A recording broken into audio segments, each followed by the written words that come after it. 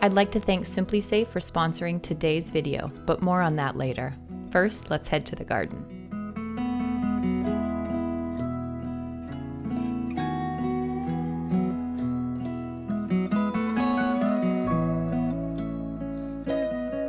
Good morning, YouTube. It is a beautiful day. It's been a fabulous week here in North Central Washington, and I thought it would be the perfect time to go through and do a garden tour and show you how the gardens are looking and what's growing and what we're doing and what we hope to do.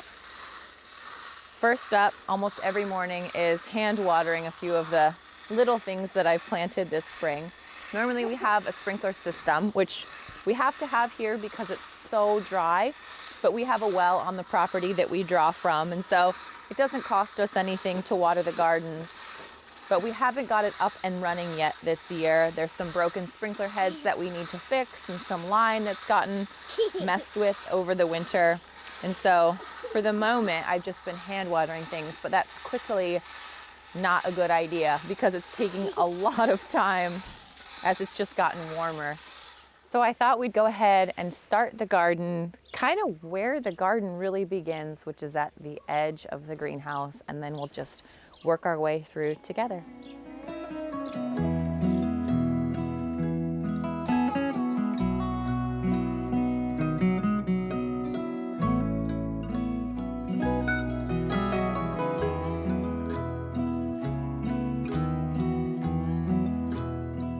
So as of now, this is kind of where the garden starts/stops. Behind me is our pond, so we're still working on getting the details of that right, which I'll share with you soon. But this is a little wildflower patch behind me that's gotten a little bit unruly. This is kind of where, I start to maintain things a little bit more strategically. So this is a really exciting year because this is a hardy persimmon tree, and it's starting to leaf out, like you can see, which is really exciting because that means it survived the winter. We're in zone 7B here, so this is a special type of persimmon that's hardy to this zone that I got from a great nursery in Portland called One Green World. So maybe this will be our first year actually to get a persimmon or two off this tree. This is actually its third year. So we're hopeful, as always. And then one of my biggest weeds that I have issues with is hollyhocks.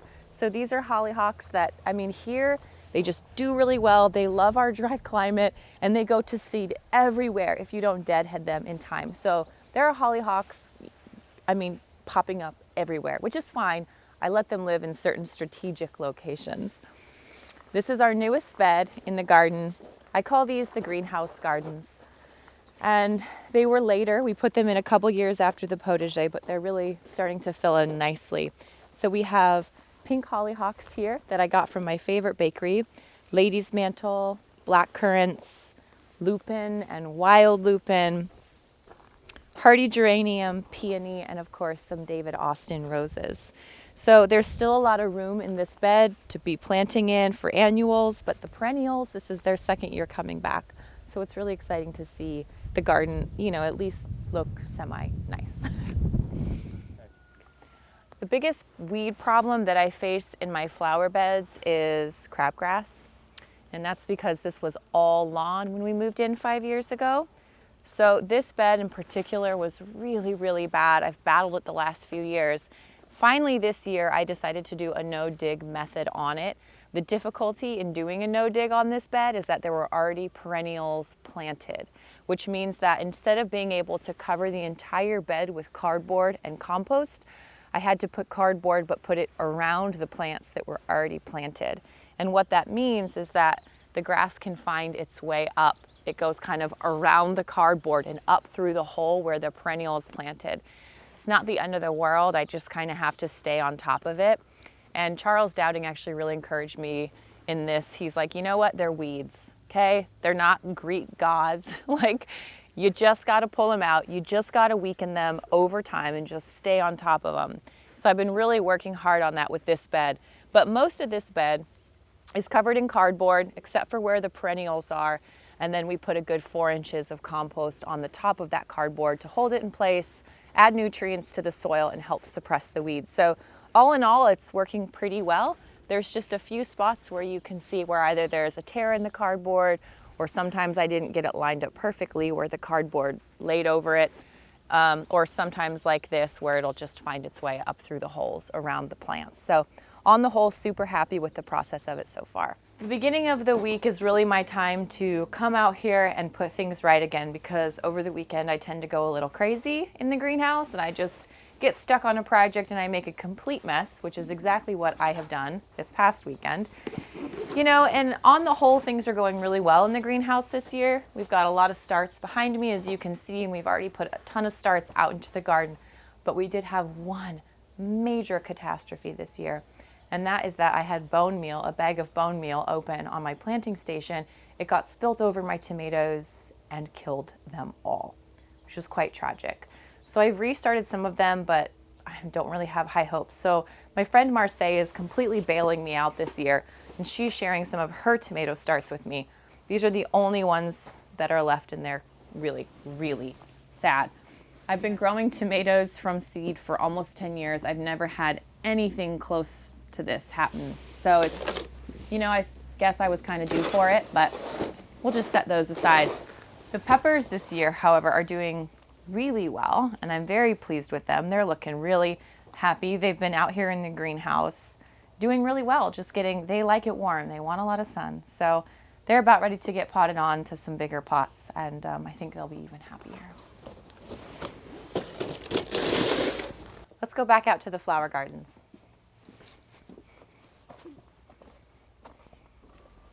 This is another part of the greenhouse gardens that's very new. I planted some of it last year, and the rest I just planted this spring, and I'm really happy with how it turns out. You know, defining borders in the garden is something that really adds a lot of interest, and I had left this open-ended just back to the cherry orchard, but instead of leaving it like that, we decided to put up some split rail fencing. This is just split rail fencing that we got from Lowe's. It's not expensive at all, but just that definition really does help the garden. And I love the way that this one is shaping up. So you see the two big dogwood bushes behind me. There's an elderberry bush back there, and then it's filled with hollyhocks and lupins and lavender and roses. There's a yew tree and a burberry tree. It's quite lovely. And even though it's not mature yet, you can kind of see the shape starting to, you know, fill in a little bit. And actually, we just planted some almond trees back there, and I'm really hoping that these ones live.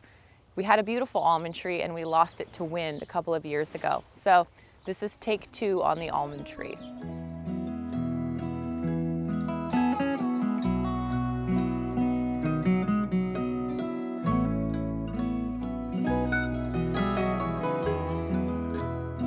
Before we go further into the garden, I'd like to thank Simply Safe, who is sponsoring today's video. Simply Safe is more than a sponsor. It's how I really protect my home and keep it safe. It's an easy to use, like really easy, I can do this, customizable home security system that is completely free from contracts. This is not only a cost-effective way to protect your home and the people in it, but also very simple. The devices placed on doors and windows are incredibly small. There's no wires involved. They have a long range and really fast speeds. It even won U.S. News and World Report's Best Overall Home Security of 2020. You customize the system with all the pieces you need, from door opening alarms to glass breaking to fire alarms. This is a big deal because does anyone else remember when our house almost burnt down last year? All of this is centralized through a home base, and we can easily track any disturbances on the app. It can be set up to call and help automatically for you. We even have a panic button right by our bedside, and that makes me feel secure. Visit simplysafe.com/The Elliott Homestead to learn more and to build your custom home security system today. This is another area where we're practicing no dig this year. This was filled with a weed that we call white top last year. And man, I got tired of picking it out of the gravel. So I decided to cover it with cardboard and use bark as a pathway, because we do walk through here to get to our bees, which survived the winter. And they are having the time of their life right now. Last week, they were all over the peach tree. In fact, they're all over the garden right now. And it's truly like a joy to watch them fly out and just get about their business. They're everywhere. They're very happy. So we better check them soon, because I'm sure there's a lot of honey in there already for us.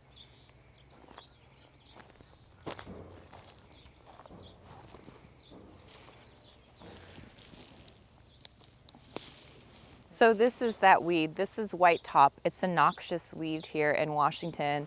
And I've been battling it, and you can see where my battle line has been drawn. I haven't made it this far back, but we've got a huge chunk of it already taken care of.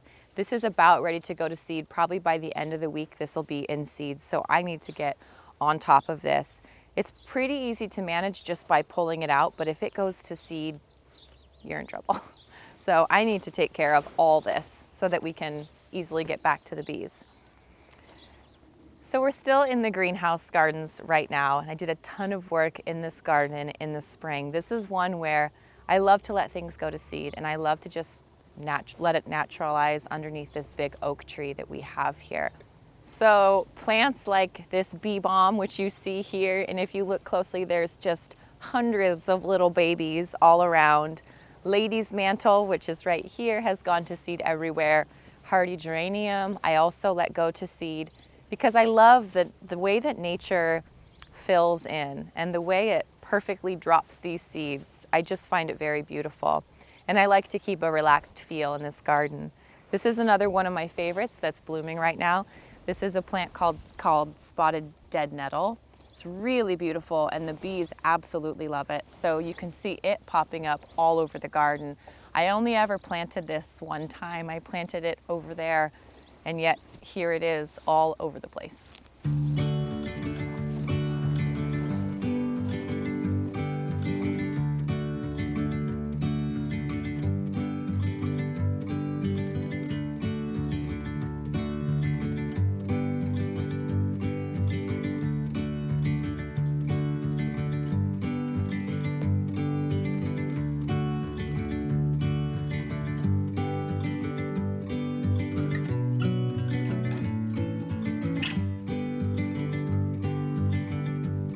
So this garden butts up against the pasture, which you can see. So I haven't planted anything right along this strip yet.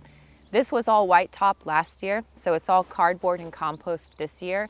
But the animals, as you can see by the fence, they get a little excited sometimes and they put their necks over or through the fence and eat whatever is here. So I'm trying to be a little selective about what gets planted here. And this is our new ram, Fergus. We just brought him to the farm a couple of weeks ago, and he's fitting in nicely, and he's quite excited to be out on the pasture and eating green grass finally. And the great thing about sheep is that they eat white top, which is fabulous. Some other plants that you see blooming in the greenhouse gardens right now are hellebore, or Lenten Christmas rose. The rosemary is actually gone to flower, which is beautiful. This is a hardy rosemary. There's daffodils blooming, and I just absolutely love these. Check these out.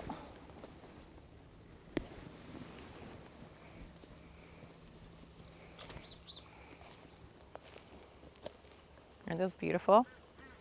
And then perhaps the most exciting piece of all in this garden so far is this tree. This is a cider apple tree. It's called a russet apple, and it's an old heirloom variety of apples. And even though we're surrounded by apples and cherries here where we live, you know, there's something about growing your own, and this is a variety of apple that you really can't find anywhere unless you grow it yourself. So I'm very excited to see it back, and it looks super healthy, which makes me very happy. One little surprise we had in this garden is all these little pokey plants that you see. They're all over the place. That's also a weed, and it's called fireweed, and I think it's beautiful. It has these kind of wispy flowers, and then they go to this little fuzz.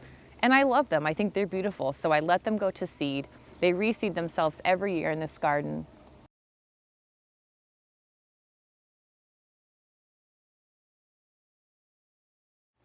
I get asked a lot about this plant. It's a ground cover. I love it. I let it naturalize everywhere that it will, and it's called Snow in Summer. It has beautiful white flowers that coat it completely, hence the name. The other big one behind me that's really beautiful, if you don't have it in your garden yet, it's a poppy, and it's called Royal Wedding Poppy. It's this beautiful ivory blush pink color, and it's fabulous. So I can't wait to see that one come up soon. This little creek that we put in a couple years ago, I'll make sure to tag the video down below, is still one of my very favorite parts in the garden because you get the sound of running water and it just recirculates, so it's really effective to have on. But the really exciting pieces for me are that the succulents that we planted years ago are really starting to spread all around the rocks. The creeping Jenny, which is another really good ground cover, has spread all around the rocks, so it's starting to look filled in and old, and that really excites me. Also, the rosemary. I know this probably isn't as exciting for those of you who live in warmer zones, but our rosemary went to flower, and it's about ready to explode with all of these little beautiful lavender colored flowers, and you can eat them, and they're delicious.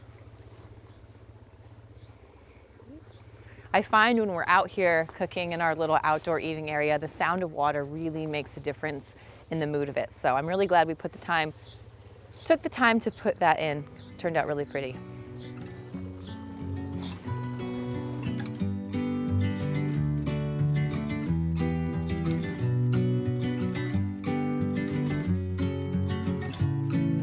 All right, so here we are in our courtyard. This is kind of the entrance to our house in so many ways. The kitchen door is right there. The dining room door is right there. And the front door, which nobody actually ever goes into, is right there. So it kind of serves as a little bit of a greeting area for people who are visiting the house. Right now, it's full of daffodils and tulips and grape hyacinth, which is exactly how I like it. One thing that I love that we've done in the courtyard is put in these rotting pieces of wood that I find just when we're out in the woods or when we take a trip down to the pond. They look like this. And, you know, some are bigger and small, but they work as like little homes for bugs. And I love the activity that they bring. The kids will come in and flip them over, and there'll be all kinds of little creatures underneath there. I think they look beautiful too, and eventually they decompose and you can just add in new ones. But it's like a little easy bug hotel. The courtyard is also the warmest spot on our property because it's protected from the winds on this side, which is where they always blow from. So it's got a little pocket of safety in here. So this is where I keep my potted trees. Now, some of them I accidentally left outside. Total garden failure on my part. So my grapefruit trees and one of my lemon trees is looking, well, they look quite sad. But there's also olive trees out here and avocado trees, and they are looking really good. And this is a crabapple tree that we've had in here for a couple of years. It's just in blossom now. It's really beautiful.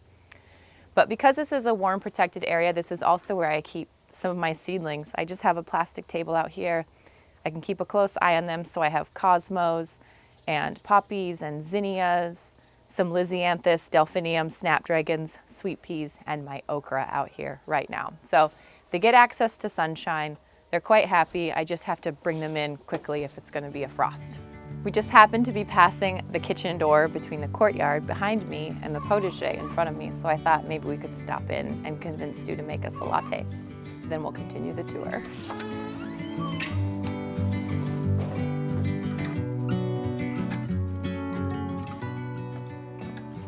All right, coffee and breakfast are done, so now we can keep going through the potager, which it's a little bright right now. I hope you guys can see it because it's really beautiful.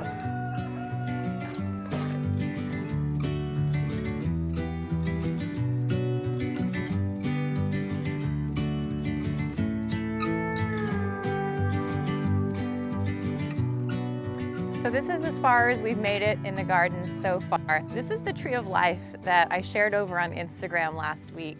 It's a beautiful flowering pear tree. And this is the yard where the kids play and dig holes and have all their toys, but this is where it all starts. And I would love to keep the gardens going alongside the house, but that's just gonna have to be for another year. I'm really happy with how the potager has come along so far. You can see all the beautiful flowers in here right now. And you know, here's one of the easy things about cottage gardening is that it's a lot of the same things on repeat over and over again. So tons of the plants that we have down in the greenhouse gardens or that we have in the courtyard, we have here in the potager. This is just a mix of flowers, perennials and annuals, and herbs. So right now we have the daffodils, of course, and the tulips. The currants are flowering really beautifully right now. And then probably the plant I get the most questions on this time of year, which is this Brunera Jack Frost, which has these beautiful little perfect blue star-shaped flowers. I mean, lamb's ear, irises, hollyhocks. This is euphorbia, which I think is absolutely beautiful, and it loves our hot, dry summers. I mean, I do. I just spend all my time out here. It's just a fun time of year.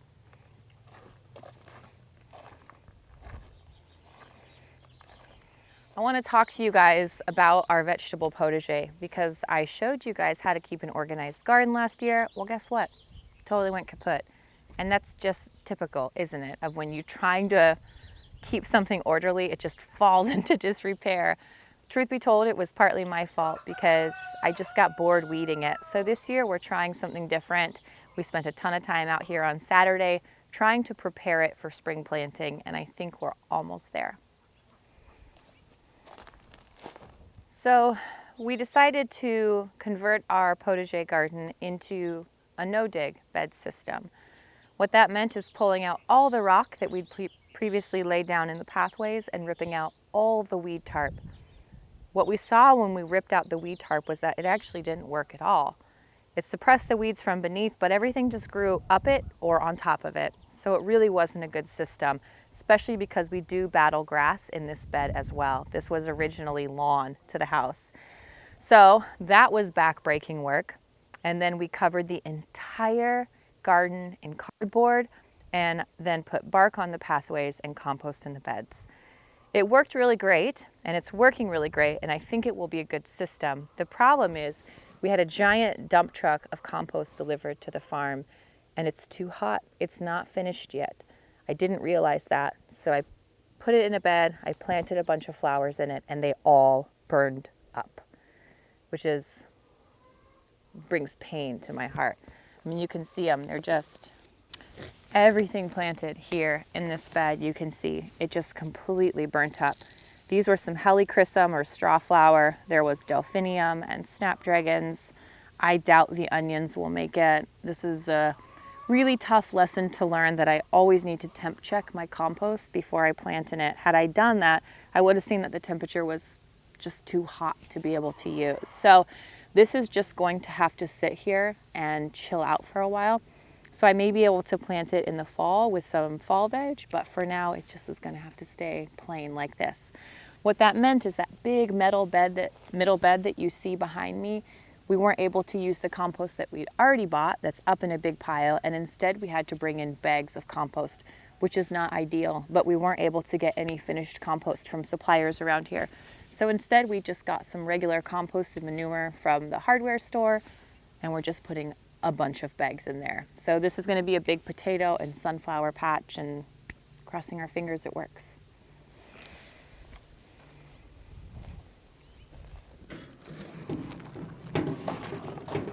One of the things you kind of just have to accept about a garden is that it's a ton of work. And people always ask me, oh, isn't that a ton of work? Doesn't it take a ton of energy and time?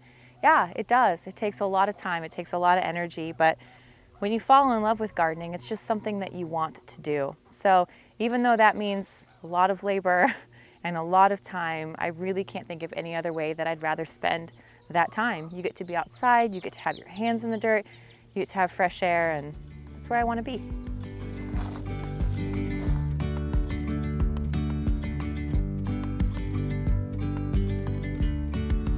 Yesterday there was sun and there was rain, beauty in the mundane. And as the light startled our eyes, we let go of disguise. And now there's something in the air. It's not all sunshine and roses though, and I have a major disaster area that I need to get to, but frankly I haven't made the time to get to because it's way more fun to hang out in those beautiful gardens. Last year I put this herb garden in. It has a plum tree, a couple of apple trees, and a bunch of herbs, and so many weeds. It just blew in from the meadow. I never really dealt with it like I should have. Look at this. All that you see here, this is all weeds. The garden is in super bad shape, and I know what I need to do is put cardboard down and put compost down, but I need to let my muscles heal a little bit. I'm really tired, really fatigued from all the compost shoveling that I've done so far this year. Luckily for this bed, we can dump it over with the tractor, but again, with that hot compost, I'm a little bit hesitant to put anything on it. So, I don't know. You just got those moments as a gardener where I want to get to this. I will get to this, but not today. Hopefully before it goes to seed. At least the apple trees are blooming, so not all hope is lost. And luckily herbs are pretty cheap, just in case I need to just completely cardboard over the whole thing and start over. But you guys have been with me now for my market garden journey. You have to see how it's coming along. So I hired my friend Marseille to come and help me finish up the market garden because my muscles are tired. This was a ton of work, but it really was worth it in how it turned out. Again, the only catch being we had to finish off the beds with a hot compost. So a couple of them we won't be able to plant this spring, but hopefully we'll be able to in a few months. Check it out. Okay, so it's not 100% done yet. You can see I still have some fence line that I need to cover. I just do that for things blowing in, for a little bit of the off spray, just because I think it looks really nice. But all the beds are edged with rock. They all have compost in them. And now 50% of them are irrigated. This is how we irrigate our beds. You can just see it's a drip line, so they each have a valve at the top.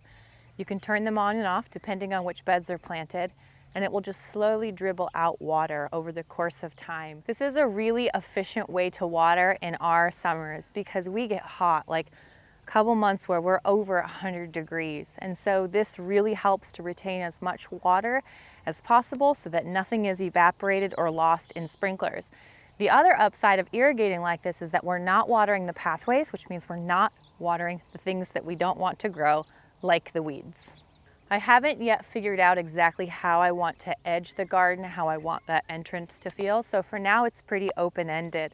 We left this central pathway nice and wide so that we could get in here with a tractor or with our golf cart, because both of those things I use to haul in bark or haul in tools or a bunch of plants up from the greenhouse. Gives you some space to work, which I really like. The hope is that this week we get the second half of the bed irrigated, but it does take time to put in all the lines and to put in all the valves. And so this whole side of the garden, I've just been hand watering. In this bed, we have cilantro and salad turnips, and then a fresh eating purple cabbage. In this bed, we have our yellow storage onions and just some extra lettuces to help fill in the space. Next up in this bed is some pak choi, purple storage onions, lettuces, and collard greens. You can see we already have a ton in the ground. They're all cool season vegetables and they all like it right now. This bed is our storage green cabbages. So these are the cabbages that we'll be able to keep whole in our cold room all winter long. The fresh ones will be made into sauerkraut. These beds have a lot more going on. So we have arugula, peas, radishes, leeks, and then over here we have fava beans, kale, more peas, and spinach. There is a lot in a little amount of space. I've been getting some questions about how the cardboard and no-dig method is working so far. As you can see, we planted this directly over pasture, and you really don't see that much coming up. You can see it in a few spots, like right here. So I can tell that this is an alfalfa plant that we had in the pasture earlier, and it's come up. Typically, one will just come up like this, and if you dig down enough and you feel, like I can feel, that's a hole in the cardboard. It's easy enough just to pull the weeds out if they come up through a hole in the cardboard. And to keep it nice, you can shove a new piece of cardboard down there to make sure you suppress that hole. But you know, the reality is you're going to weaken them as they come up. They all can't come up through one hole. There's a lot more going on in the second half of the garden. We have cauliflower, spinach, carrots, a ton more cilantro, an entire bed of lettuces and beets, purple cabbages for storage and for sauerkraut, and more cabbages. Go figure. If I could leave you with one encouragement from the gardens this spring, it would be this. Don't expect there to be a perfect method. Don't expect your spaces to be perfect. Just really enjoy the process of gardening. Get out there, get your hands dirty, use what space you can and make it as beautiful as you can, because that's the joy in it all anyway. Easy, easy on our tiptoes.